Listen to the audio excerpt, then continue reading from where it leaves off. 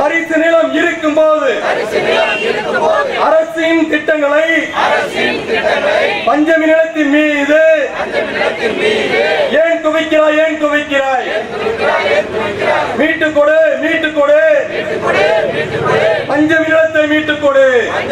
தாயக மக்கள் கட்சி, பீம் இந்தியா, தயா, வீரசாம்பவர் படை ஆகிய 4 அமைப்புகளின் ஒருங்கிணைப்பில் பல்வேறு தோழமை அமைப்புகளை வலியுறுத்தி தமிழ்நாடு முழுவதும் இருக்கக்கூடிய பஞ்சமி நிலங்களை மீட்டு அந்த நிலத்திற்கு உரிமையாளர்களிடம் வழங்க வேண்டும் என்கிற கோரிக்கையை முன்வைத்து ஒரு ஆர்ப்பாட்டத்தை இன்றைக்கு நடத்தி கொண்டிருக்கிறோம்.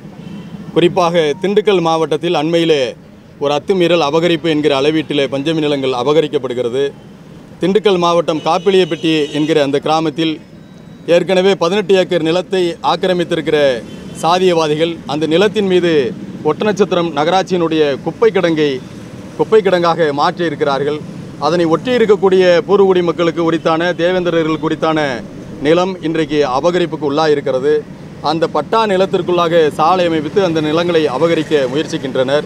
அதனை தொடர்ந்து இருக்கக்கூடிய 60 ஏக்கர் நிலத்தை பாதுகாக்க வேண்டிய தேவை இன்றைக்கு பூர்வகுடி மக்களினுடைய இயக்கங்களுக்கு இருக்கிறது. எனவே அந்த அடிப்படையில் திண்டுக்கல் மாவட்டத்தையும் தமிழ்நாடு முழுவதும் இருக்கக்கூடிய பஞ்சமி நிலத்தையும் மீட்பதற்கான இந்த ஆர்ப்பாட்டத்தை அறிவித்திருக்கிறோம்.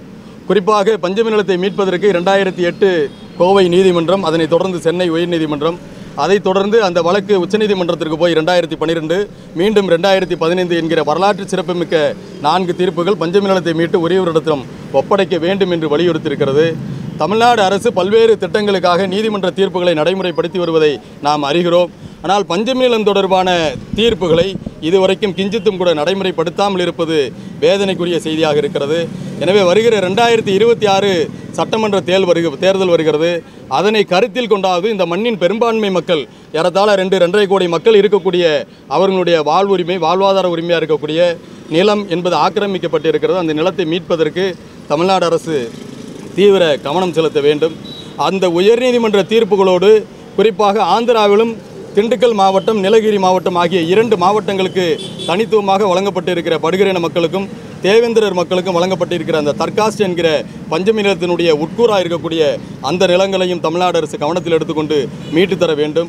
இதற்கு இடைப்பட்டது 1940 62 வரைக்கும் வழங்கப்பட்ட நிலக்குடியேற்ற கூட்டுறவு சங்கம் 70-30 என்கிற பிற்படுத்தப்பட்டவர்களுக்கு 30 விழுக்காடு, தாழ்த்தப்பட்ட மக்கள் என்று சொல்லக்கூடிய இந்த மண்ணின் பூர்வகுடி மக்களுக்கு 70 விழுக்காடு என்கிற அடிப்படையில் வழங்கப்பட்டிருக்கிற 3,50,000 ஏக்கர் அந்த நிலத்தையும் மீட்பதற்கு அரசு முன்வர வேண்டும் என்கிற அடிப்படையில் இந்த போராட்டத்தை முன்வைக்கிறோம். குறிப்பிட்டு சொல்ல வேண்டும் என்று சொன்னால் பஞ்சமி நில மீட்பில் இந்த அரசு உடனடியாக கவனம் செலுத்த வேண்டும் என்று இந்த ஆர்ப்பாட்டம் வலியுறுத்துகிறது.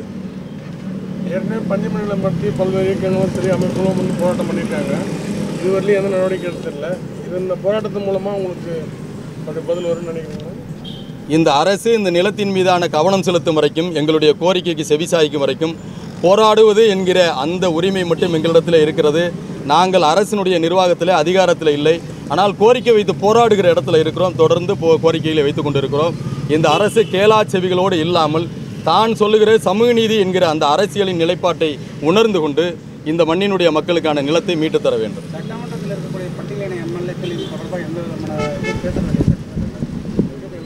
பட்டியல் பழங்குடி மக்களுக்காக ஒதுக்கப்பட்டுகிற அந்த தொகுதிகள் என்றாலும் கூட அதில் வெற்றி பெற்றவர்கள் தங்களை இங்கு இருக்கக்கூடிய கட்சிகளினுடைய பிரதிநிதிகளாக மட்டும் உணர்ந்திருக்கிறார்கள் என்பது வெளிப்படுகிறது. எனவே நாங்கள் எங்களுடைய எதிரிகளை மையப்படுத்தி இந்த அரசு சாதியவாதிகள் என்று சொல்லக்கூடிய இடத்துல இவர்களோடு நாங்கள் முரண்பட்டு நிற்கவில்லை. அவர்களும் எங்களோடு ஐக்கியப்பட வேண்டும் என்று இந்த ஆர்ப்பாட்டத்தின் வாயிலாக சட்டமன்ற நாடாளுமன்ற உறுப்பினர்களுக்கும் முன்வைக்கிறோம்.